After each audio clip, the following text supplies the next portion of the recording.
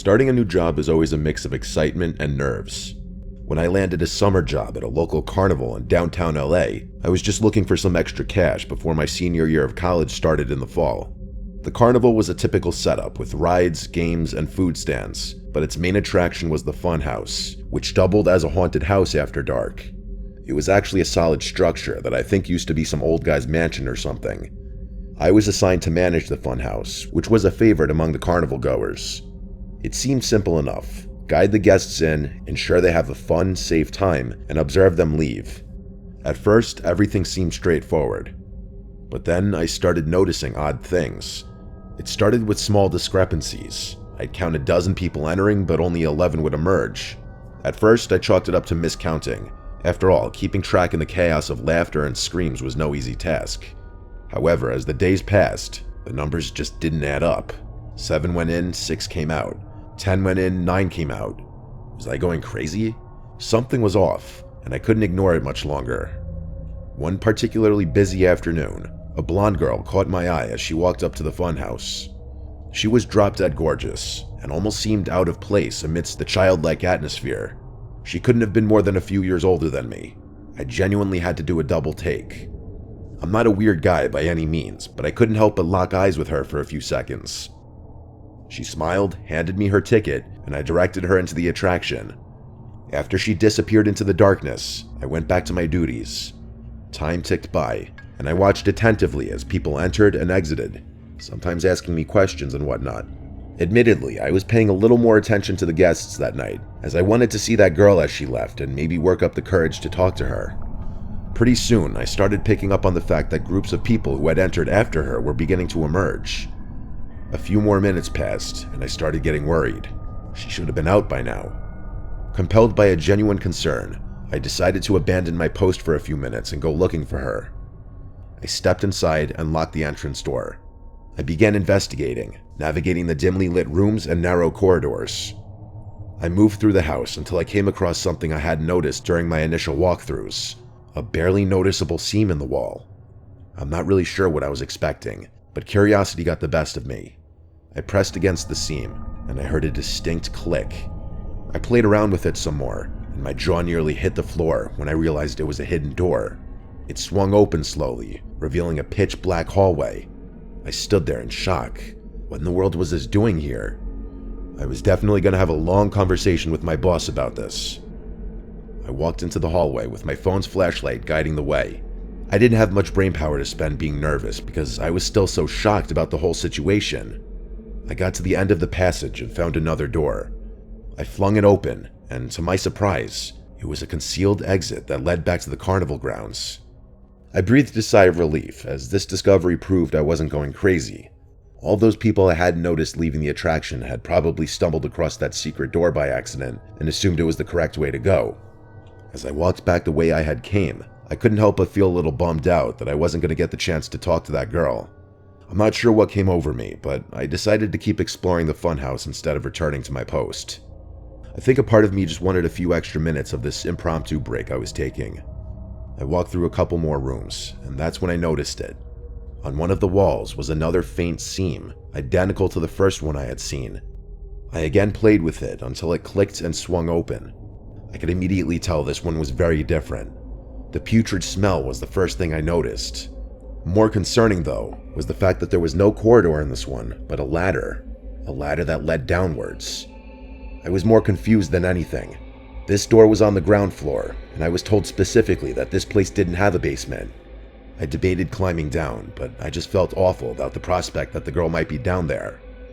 So against my instincts, I began the descent. The smell only got worse as I climbed down into the darkness. I was expecting to find a basement, but what I found instead was far, far worse. I got to the bottom and pulled out my phone's flashlight.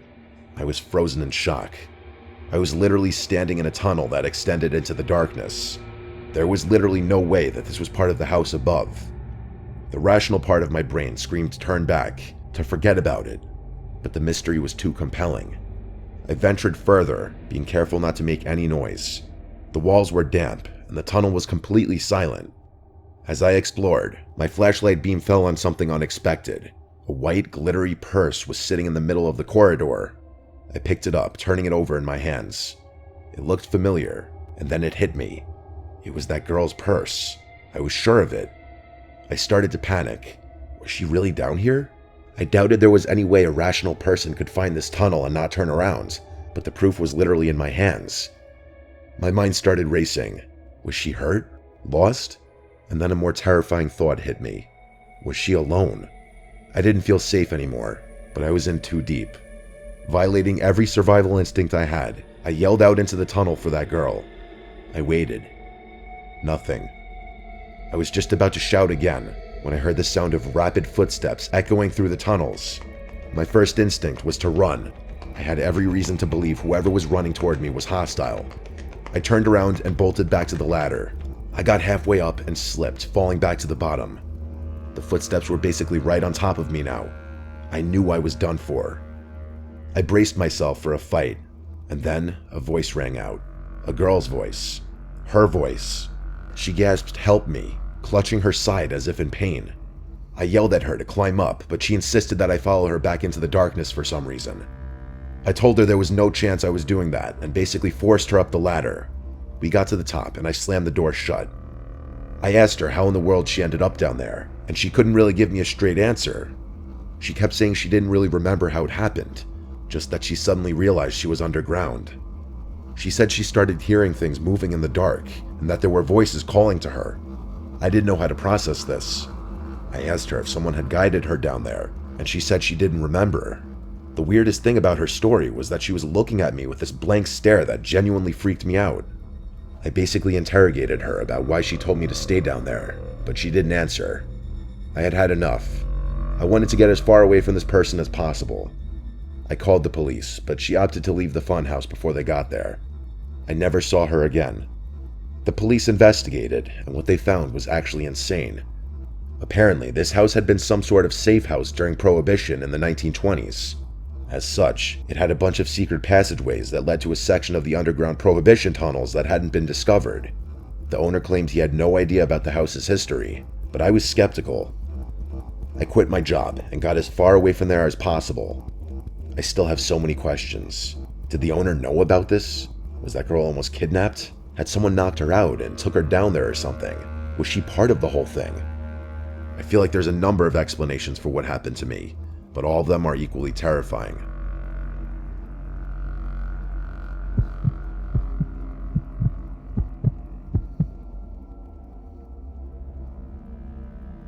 Ever since I was a kid, I loved carnivals, the lights, the games, the unpredictable joy of it all. I know lots of people find them weird and childish, but not me.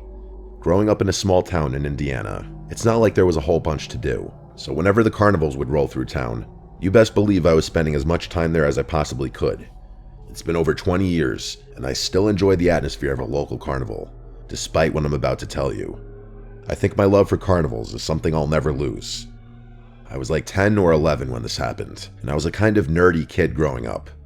In the days leading up to the spring carnival, I found myself in the library reading up on whatever I found interesting at the time.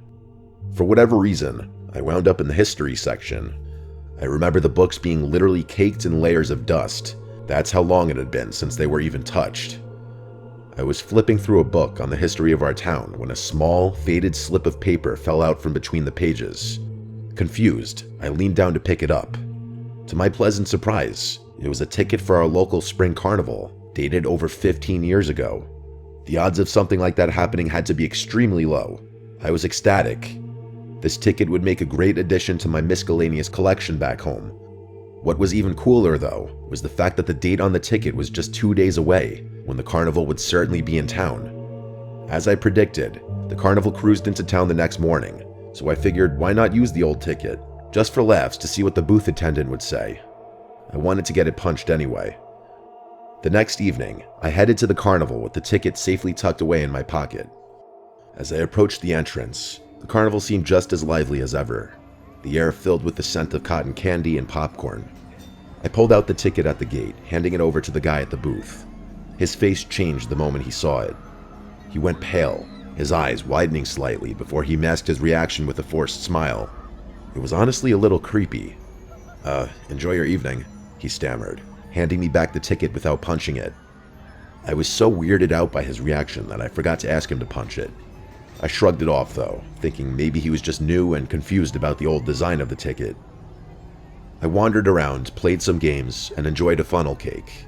The night was perfect, but I couldn't shake the feeling that something was off.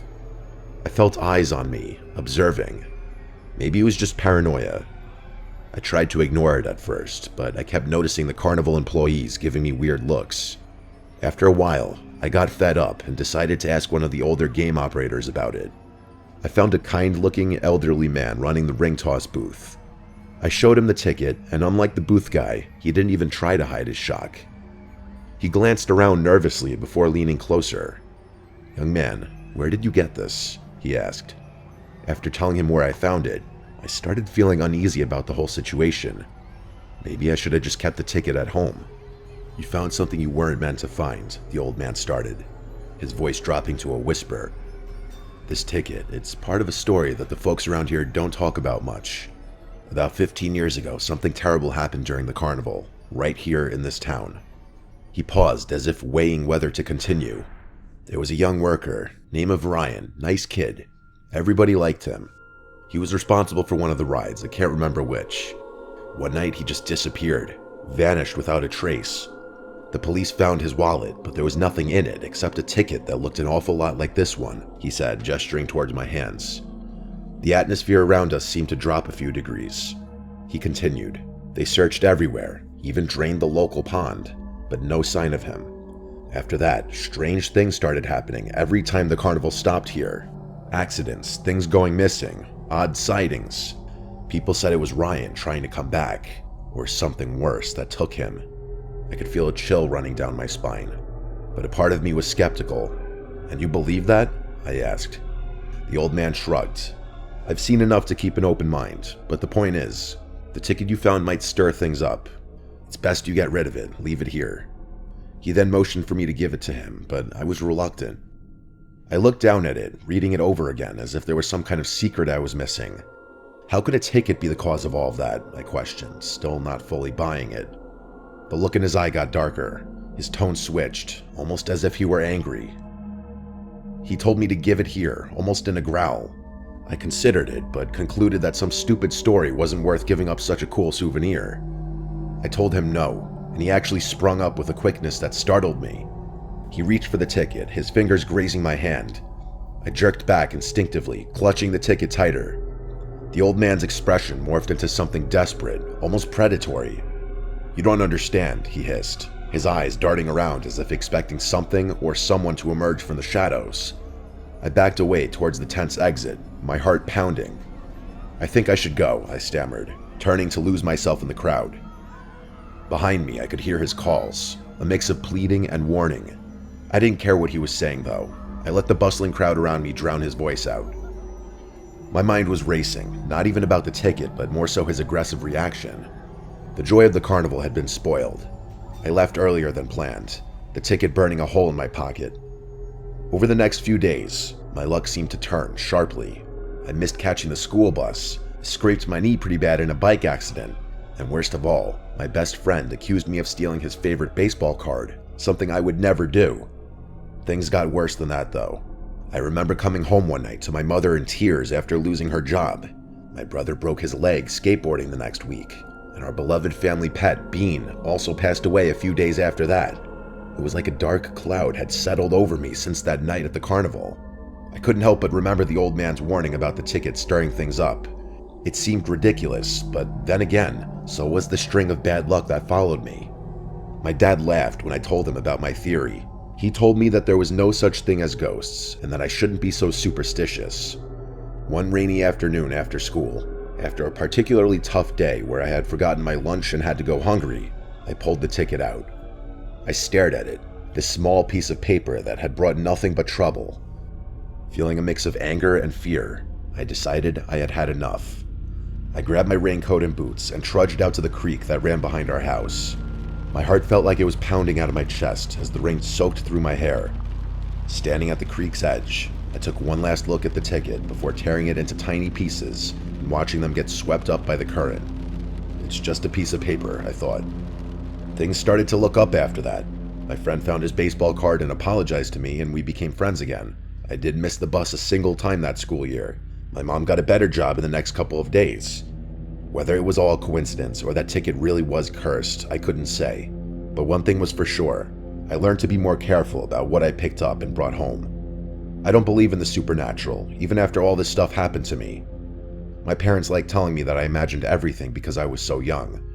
It's still hard to fully explain it, but I've long since accepted it as one of those weird coincidences that you just can't explain.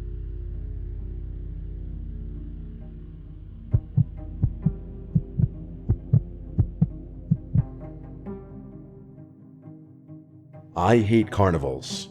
I think they're disgusting and filled with children. I hate the food, the games, and the smell of it all. My hatred of carnivals is probably biased though, and mostly based on what I'm about to tell you. A few years ago, I was dragged to our local carnival by my younger sister.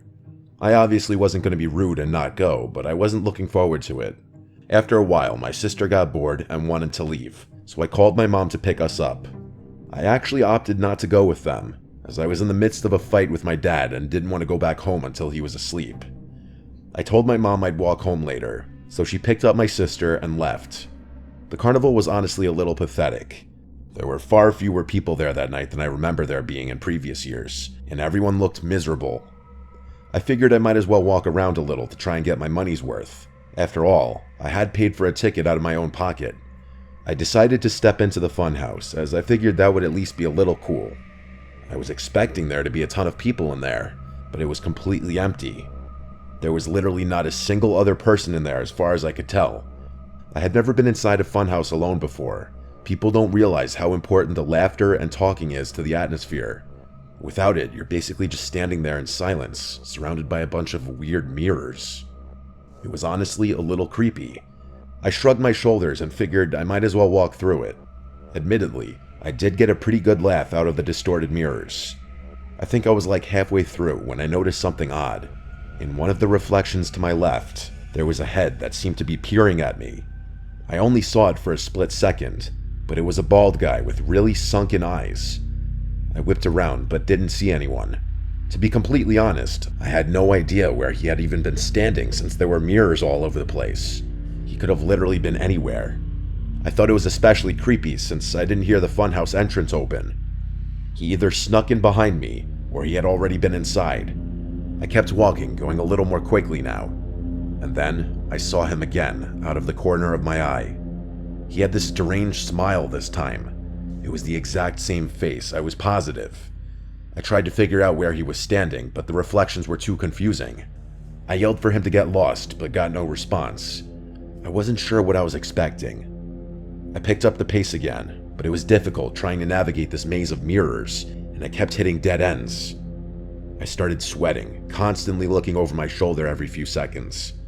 A few minutes later, I turned a corner after hitting another dead end, and a hand reached out from behind one of the mirrors, grabbing my wrist. I screamed, cursing at the guy to let go of me, but he held firm. I punched his arm, forcing him to let go.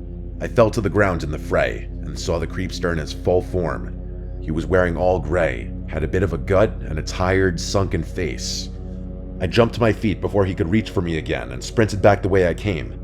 I don't know if it was survival instincts or not, but finding my way back to the entrance was somehow easier with the adrenaline coursing through my veins. I sprinted out of the funhouse and caught my breath. I reached into my back pocket, and a horrifying realization hit me. I didn't have my wallet. I must have dropped it when I fell. There was no way I was going back in there. After running to the nearest staff person, I told them everything that happened. She seemed confused and told me that the funhouse was closed to patrons that night. I was horrified. They called the police and searched it, but found nothing, not even my wallet. I felt like such an idiot. I told them that that guy was probably an ex-employee with a key, but they shrugged off my theory and told me to go home. So reluctantly, that's what I did. It's not like I had gotten hurt or anything. I wish I could tell you the story ended there, but I can't. A week later, my girlfriend called me one night in a panic, frantically screaming into the phone about something terrible that happened. Apparently, someone had been texting her phone pretending to be me and convinced her to drive out to this remote location to help me change a tire. Thankfully, she decided to bring her dad, even though the guy told her to come alone. They pretty quickly realized what was going on when the car parked in the lot wasn't mine. Her dad stepped out of the car, and 6 dudes stepped out of the car in front of them. He sprinted back to the car and hightailed it out of there before those guys could catch up to him. The whole thing made sense. I did have my girlfriend's number written down on a slip of paper in my wallet, which explains how he got her number. Both of us changed all our contact information, and it's been a month without incident. I really don't know how to feel about this whole ordeal. I think I'm just going to try to block the memory out of my head.